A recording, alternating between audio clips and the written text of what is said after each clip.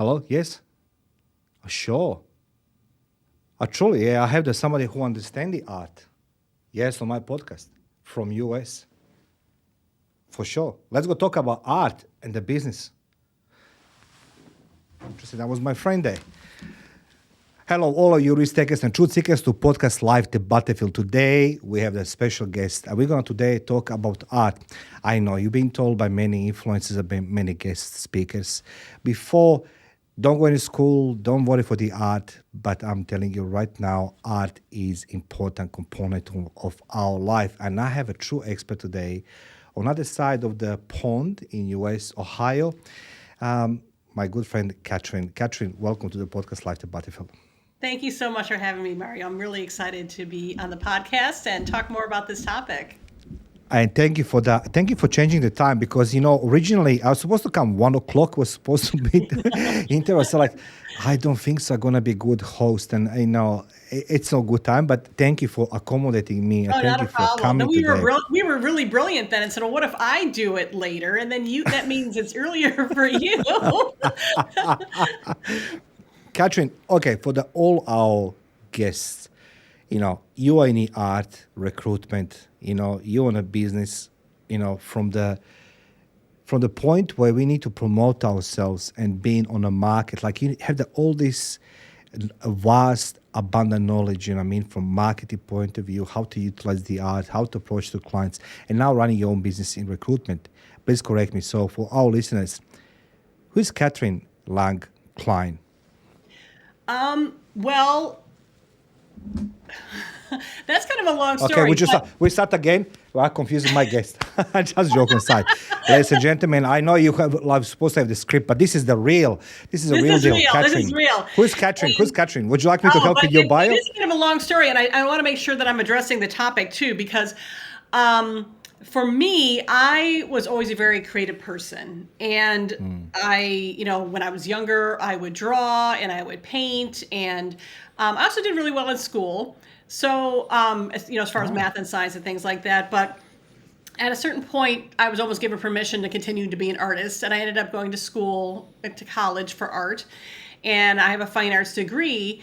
And with that in hand, I had to kind of figure out, okay, well, now what? Who is going to hire a painter?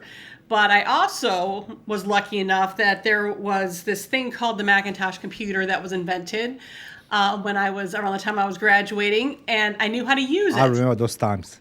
Yes, and I knew how to use it, and that's actually how I got my first job in advertising, because I'm like, how am I going to use this degree? But then on an interview, someone had said, do you know how to use a Mac? And I'm like, well, yeah. Well, then you're hired, and that's really how I got my job. Listen, we don't advise this to nobody. That's hire just somebody because of no computer, right? It's good, but they were stuck. I mean, they bought all the equipment, and no one knew how to use it. And they knew it was the future, and they got lucky, and they hired and basically somebody who was just bottom experience but didn't know how to use this, and so. I was able to come in and help them transfer a lot of their stuff over, and then my career kind of took off in marketing and advertising. I was in that area as a freelancer and as a corporate person, so there was always times where, especially when I was freelancing, much to your point, how you have to kind of defend your rates and how you have to, bring value to what you do, because people will say, hey, can you do this for me? And I will charge you I like to pay you just like $100 to do it. And you're like, well, actually this is my living, and I don't just do it because it's fun. I would like to be paid, as a professional. Accordingly, correct. Yes, work. Of course, yeah. Yes. And that's a little bit of why I started my business, which is a recruiting and staffing company for marketing people, is because I had been in and out of corporations, and I basically just kind of worked my way up to a really decent role. And I was like, well, I don't want to do this the rest of my life. What else should I do? So I basically took everything I learned, that I learned in advertising, marketing, in school, everything I learned from corporations, how to run a company, and started one that basically was the advocate for people who do advertising and marketing. Much to my surprise, because I always saw myself as just an artist, as we like to call ourselves, and just the artist, yeah. And suddenly I started getting all these awards for being admired CEO. I was on the Inc. 500 list, the Ernst & Young Entrepreneur finalist, and I had to ask myself, how did I really get here? And then I really believe it is because I was always in tune to my artistic side that I was able to keep innovating, create a problem solve, and just come up with generally new ideas to market and to grow my business to get it to where it needed to be. Katherine, may I ask you one private question? Sure. You just say something. I mean, not private, like what's the PIN number of your credit card, but the private in sense. You know, I'm glad you're smiling with me. But the question I want to ask for the generations we are serving right now, I'm in my 50s now, but I learned something about marketing very, very, very little because of my businesses. But in essence, can I ask you to just elaborate for our guests and our listeners and our viewers? You say that you've been rewarded, awarded, and recognized, wide, across the business community and other outlets. Did you ever chase that title, or this is come because you just work with? You just said I never chased that title in terms that I work just to be recognized. So for our listeners and viewers, should they chase the something to be recognized, or they should concentrate themselves on a work and then reward, awards, recognitions will come? That is an absolutely excellent question. And the way that I looked at it at the time was people were saying we're accepting nominations for this award. And I thought, let's just try it. Let's just try and get it. And one of the first ones we applied for was a local fastest growing company. Who were the top 50 companies that were the fastest growing in Columbus, Ohio? So it was, fairly modest. But we're like, why not nominate ourselves for this? We had all of our numbers, we were able to submit them and talk about our growth over the last 3 years. And we were on the list. The idea of it was initially to grow the business as a PR move. And we were like, if we could do this and just get the press, get the people would then see us as an expert and somebody, business that's on the move and growing and things like that, picture in the paper, all that sort of stuff. That's how we initially started it. And then we just kept doing it again and again. And then after a while, I didn't have to do that.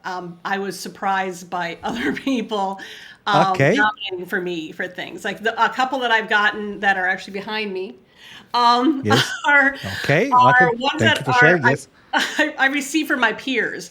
These are other CEOs that nominated me, and it would come in like a list, nominate, fill out the form, that sort of thing. And that's when it all kind of changed. But I really had to push myself out there first just to be noticed, and to be seen as, I'm the expert. I felt it was kind of my job to advertise or market myself as that, rather than sit back and wait for somebody else to do it.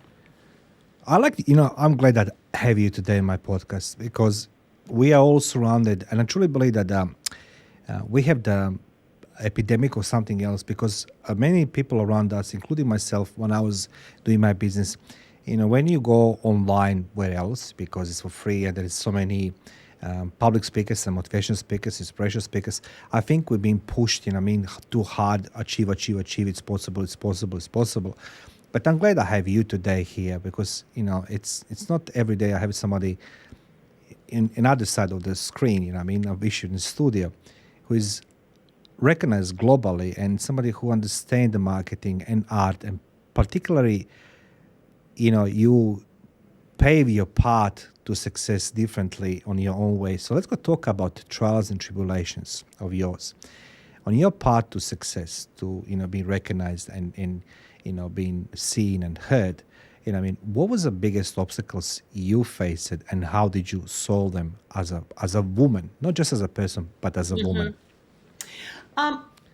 I can't speak for all women, but I do know that generally women tend to be a lot more humble and a lot more, give till it hurts sort of personality. I have to work, twice as hard as everybody else. I have to do it all. Only I can do it the right way. And we really, and I did this too, overload myself and stand in my own way for a lot of that sort of Yeah. that path. I went through a lot of my own Yeah. obstacles, and it wasn't until I started hanging around with a bunch of guys, and they were talking about how they Okay, did let's go. Please continue. Yes, okay. it. So men are And useful for something. Okay, that's good. So but essentially what I did have some women who, were older than me that had, forged a lot of that trail. And they said, you know what, Catherine, you're just going to have to do it. I'm going to have you be on this board with me because we need more women on the board. And I was like, well, who am I to be on the Chamber of Commerce board, for example? And she basically didn't take no for an answer. It's just like, I'm just doing it. So there is a lot of handing up that people will do. And the key is, man or woman, accept it. Somebody says, I think you're good. You do, I'm going to nominate you for this. I'm going to want you to be on this board. I want you to be on this committee. I want you to help me with this thing. Just take that opportunity. I think a lot of people miss out on opportunities because they feel like I don't have enough time. I'm too afraid. Again, you get too humble. yes. You have to fight that. It's not like I'm not any of those things still, but I'm Yeah, like, I understand, yeah. I'm like, okay, let's do it. Okay. And you just kind of figure it out as you go.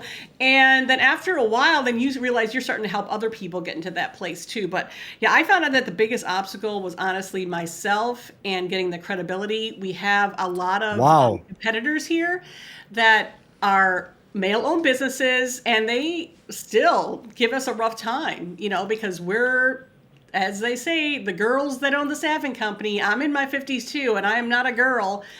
And if we want to, have to stand toe to toe to this, I just have to, just do it. And after a while, you get a little more comfortable with it. It's scary at first, but your humbleness is still, like it truly comes out. You know what I mean? And this is what amazes me. So, let's talk about marketing now because you understand the marketing, and I love to talk to the expert.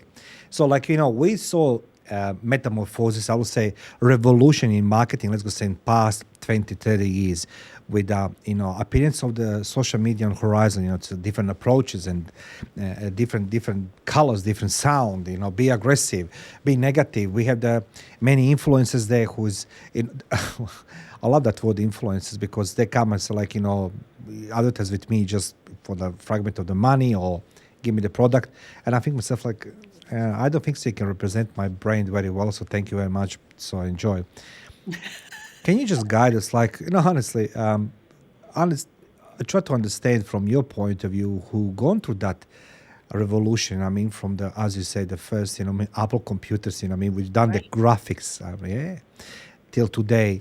What do you see? What's changed in marketing, and what is our biggest benefits of the today marketing? Let's just say online marketing. What's our biggest disadvantages? What do you see? What people doing the wrong? What they're doing right in today space of business and marketing and promotion and these things? A lot of the stuff I see that people are doing wrong, I think, they're just kind of wasting everybody's time. They feel like they have to put up content, and it doesn't matter what it is. It has to, be relevant. It has to be engaging. Some tips I would definitely give people is don't ever post anything without an image. I think we remember back in the day, there were magazines. And when you would look at a magazine, think about how quickly you would flip to those pages, flip. Oh, and you stop and look at the picture, and then maybe you would see what the title was about or the ad was about. It's the exact same thing. So now we're scrolling. So you have to have something that's going to stop people and to get their attention and be engaged. And the other thing too is I know algorithms work a lot when you do content about how many words are in it, and there's a formula for how many. I have a newsletter that I have set out. You can read it in a minute. Literally, you can read it in 1 minute, because I personally, that's about all I read when I see someone else's blog post. Is I read about a minute of it. I gotta put you on my one. It's a War and Peace, so it's okay. But exactly, but you know what I'm talking about. But the algorithms love these long ones, and those are the ones that they say get picked up the most. But I'm not sure that people are reading them. So let AI write those. And then if you want to, Yeah. express yourself as a expert in something, just kind of keep it short. I got to remember my audience is other CEOs. It's, other people that do what I do. They're not going to read. They have a whole stack of business books, I'm sure, right by their desk that they never got through. They're not going to read a really long post from me. But you know what? If I got a tip that's rolling around in my head that made my life a little easier, I'm going to throw it out there. Hey, has anybody thought about this? Yes, no, try it. The end. And that's kind of it. Just to kind of stimulate some thought. But I think people really need to lean in on their expertise to get followers. And it also works to your advantage that when people are wanting to shop for your service, and I always say you're not going to want it today. You may not need me to hire me today. But when the time comes, you're going to remember the person that talked a good game about it, that sounded like the expert, and that name is going to resonate. So always be working on that future relationship, not necessarily on how you're going to get somebody to buy something right now. Because I think there's a lot of people that, we'll see in the news that'll come up and they're a respected person and they're like, well, if this person said that, then I kind of believe it. It's the same sort of thing. It's really kind of the same sort of thing. Yeah. Look, I have a tendency to agree with you because I have 2 other businesses, and my first marketing, because I didn't have money, I started my private investigative agency. And my wife then, she says to me, how are you going to advertise? I said, listen, I have no idea, but I have idea. She says to me, what's up? I said, can you print me Sherlock Holmes hat and put in my mobile number? And she says to me, what's up with this? I said, I know the perfect place for the people looking for PI. What I did, I'm not proud, but I was walking shopping center in the bathrooms, in the cubicles, and I was sticking the sticky tape. They're looking for private detective, a mobile number. And guess what? I got a phone calls, right? So, but then got a visit from police as well, and the shopping center, and the lawyers, and everybody else, but this is when you don't know. And today we are surrounded with abundant sources of everybody try to teach everybody how to do advertising. Just $29.95 per month, or $49.95. I give you the master class, this and that. But I will say one thing as a business owner. If you run a business, you need a professional like yourself, and for that one, I'm very thankful for that you're talking to me today. How important, Catherine, the colors, the fonts are in promoting your business? You say something very important. Yeah, the images. it kind of depends. And I was thinking about this as you were talking too, just in that, for everything. Color, wording, all of that. What's the emotion you want your customer to have? Some of the best advertising is either really funny, it's going to make you cry, it is really beautiful, and you're like, I want to see that again, or I want to experience it. I love that. Like people are like, I love this commercial because it makes me cry every time. It's freaking ridiculous when they say that, but I mean, how many times we watch some of these just because we love the emotion it draws out of us? Yeah. And it's the same thing with color. I always, and I learned this in corporate America too, is that the story that you're trying to tell with everything that you do is so really important. So when you walk into a store, when you visit a website, how does it make you feel? And that feeling's got to carry across everything you do, by the way. So if you want people to feel like it's a soothing environment, maybe you pick a nice soothing green, like that's what spas use, always that nice soothing color. If you want, and blues are another one, but if you want something that you want action and it's hot and it's fiery, then you go with the reds and the yellows and things like that. So you can change people's emotions based on colors and things like that. And wording is very much the same too. You can, get into really heavy explanations of things, or you can just grab people with one word that makes them stop to want to know more. So it's really just kind of figuring out what emotion you want to try and convey to your customer, how you want them to experience your brand. And then that's how you start picking apart, what colors, maybe it's just laying out colors, going to the store and just looking at different color t-shirts or something, and see which ones speak to you. And saying, this is the color I want people to feel when they see my stuff. So sorry to interrupt you, I'm just like a little kid, like a teenager. I mean, like just when I still have so many questions. So how do you translate somebody desire into the end product of the for the marketing. For example, I come to say, look, Katherine, I saw these black and orange colors, something like this, and I wanted my company be, I don't know, black and orange, but I wanted to be like, and then how do you translate somebody's need and desire into marketing product? I mean, do you have like a special brain? Do you do meditation or like go rob the bank or something? You know what I mean? Or there are people that actually will help you do that. I mean, there are professional creative okay, people please. that can really help you do that, and that's Yeah, the okay. fast way to do it.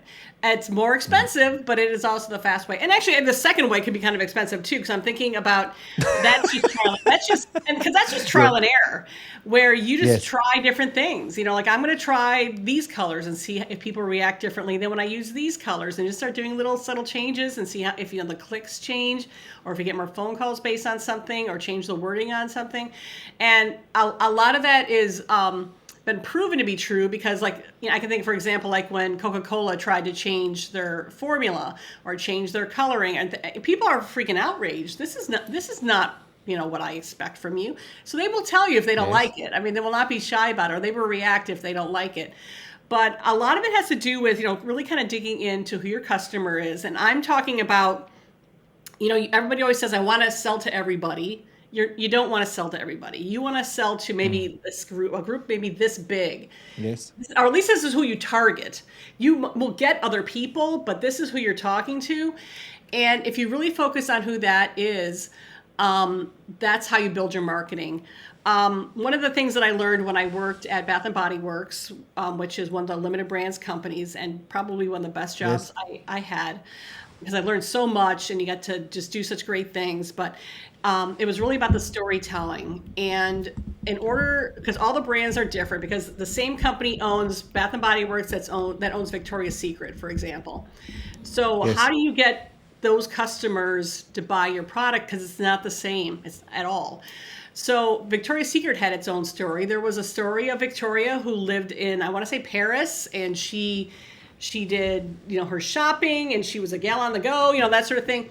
But the story behind Bath and Body Works was about a woman who lived in the country, and she grew all her own ingredients to make these soaps and these Yes. candles. So really think about, or I would advise people to think about, kind of first of all, what's the story of your company?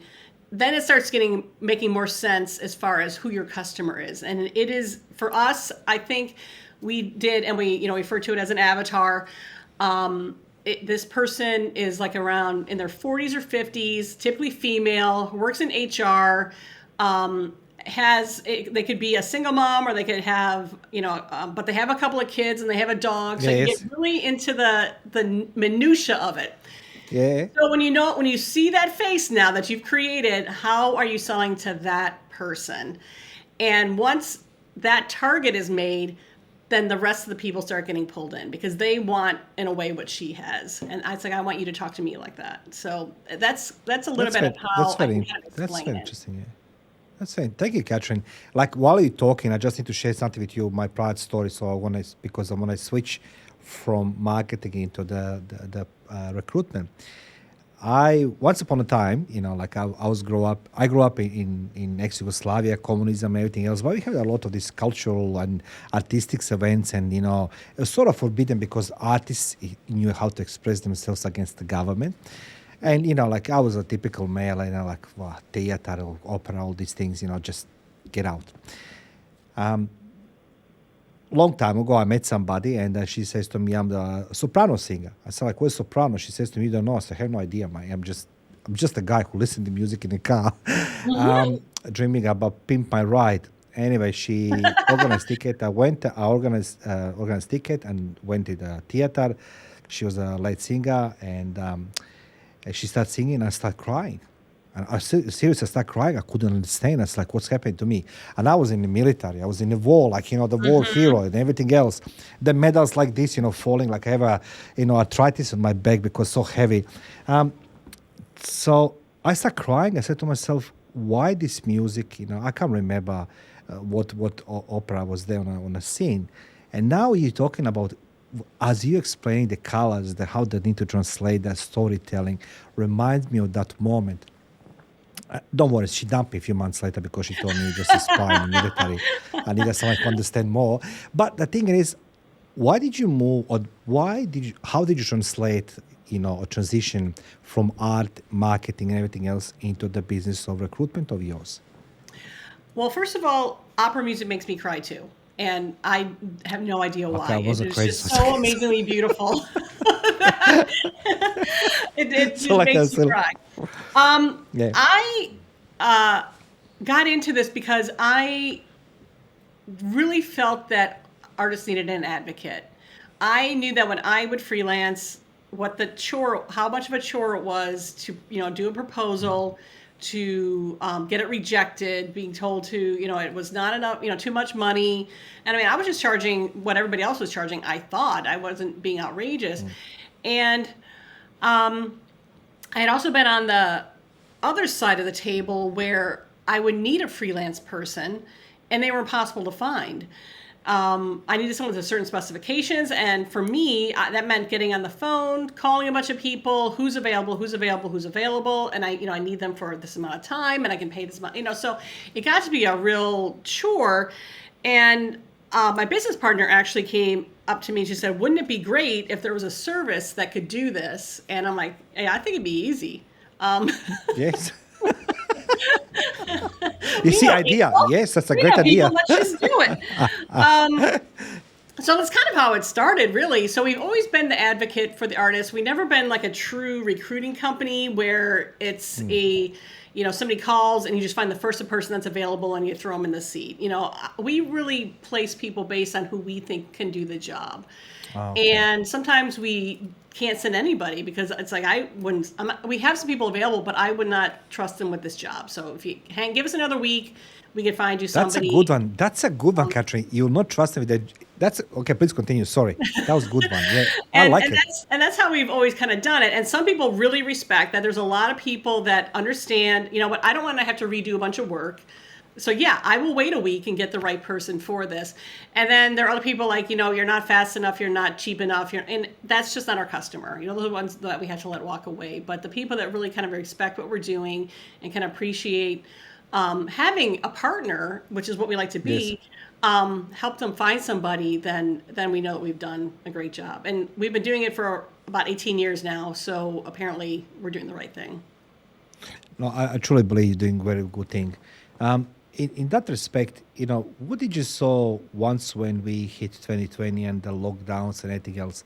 This idea of working from home, what do you think about that idea?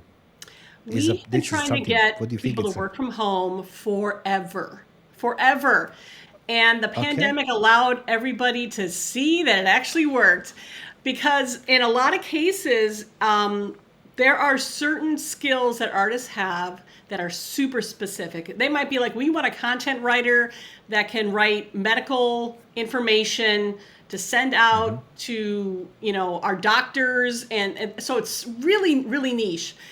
And there might not be anybody local that can do that. But, we can find you somebody that's awesome, but they might live in another state. They might live clear across the country. And they're like, well, we don't want them to work remote. That's what we would always hear. They have to be here. They have to be here.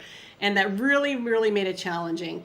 Once people realize, oh my gosh, Zoom works and people can work from home and this is crazy.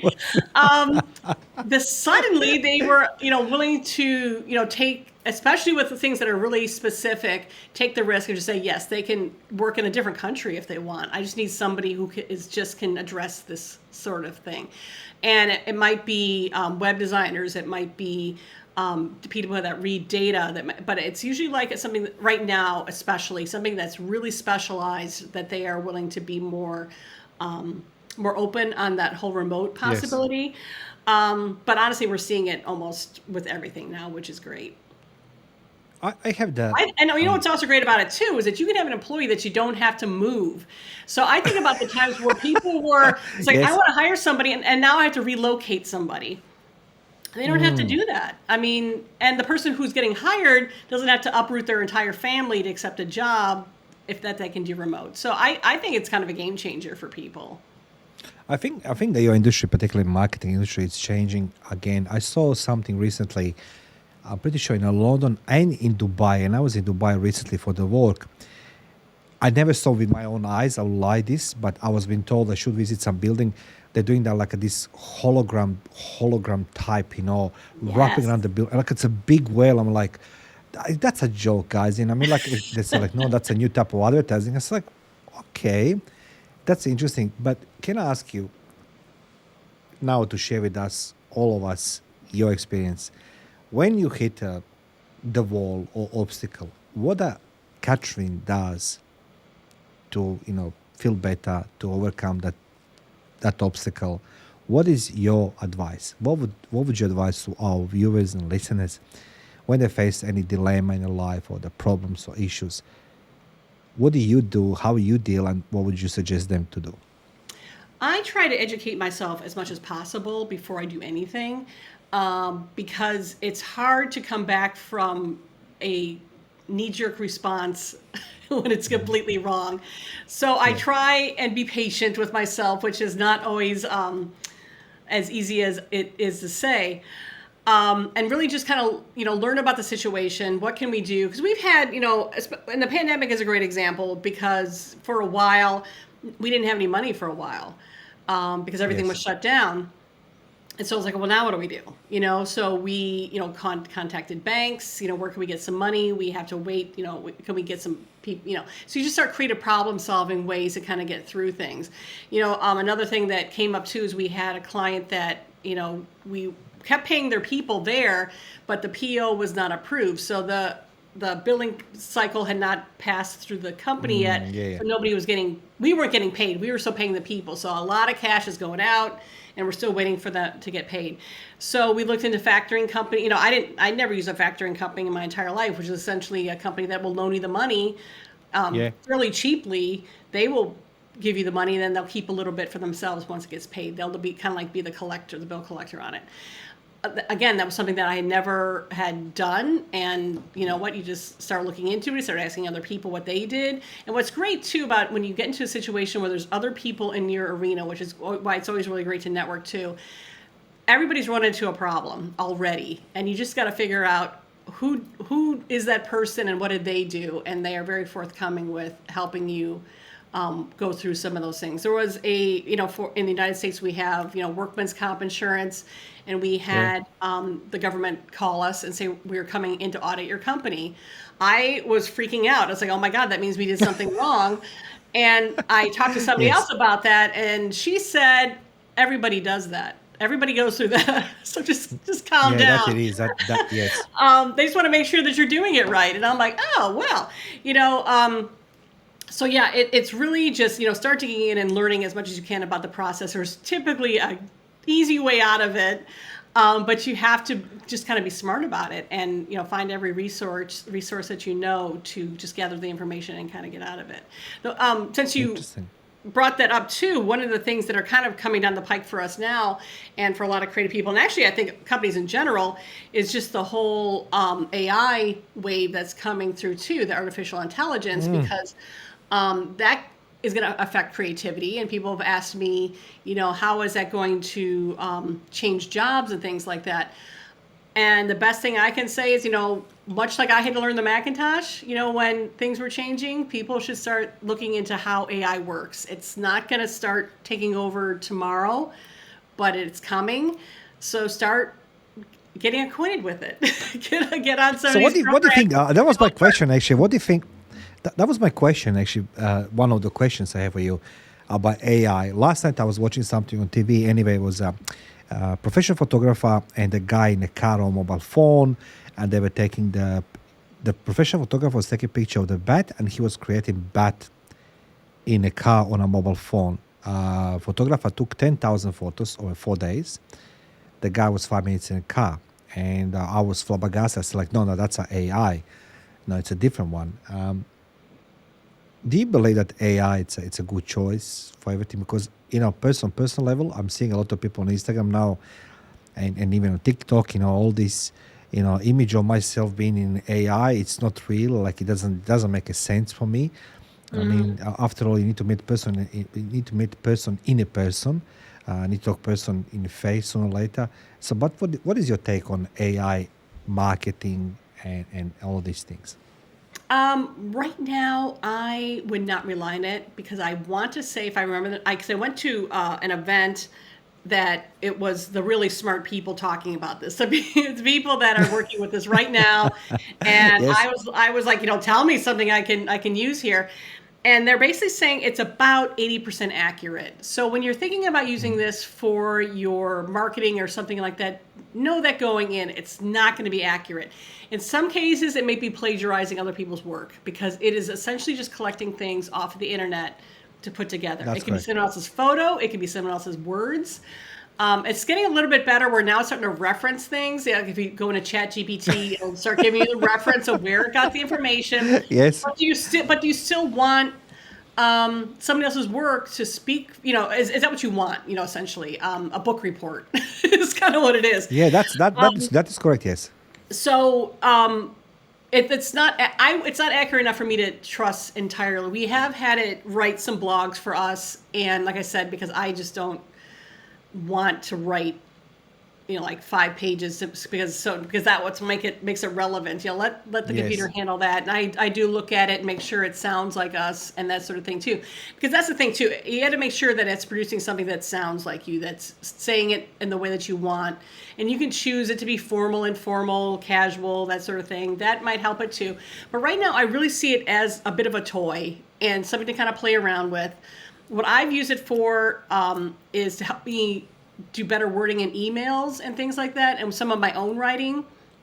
So I will say, I'll maybe just type out something. I'll put it in ChatGPT and say, can you rewrite this so it sounds more professional? Or can you make this so it's grammatically correct? Or check this for grammar. And it'll do it for you. And then it's great. Or it might offer Helps in you a your line case. like you never thought of. And you're like, I like how you said that, AI. I'm going to put that into my email.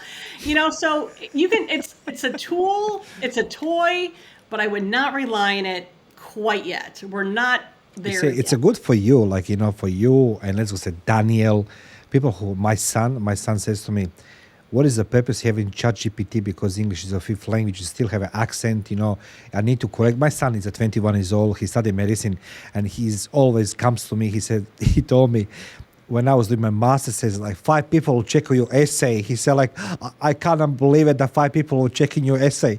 I said to him, but now with ChatGPT, I can do it. He said, you can't because you still have a spelling mistakes. And then I said to myself, you know what?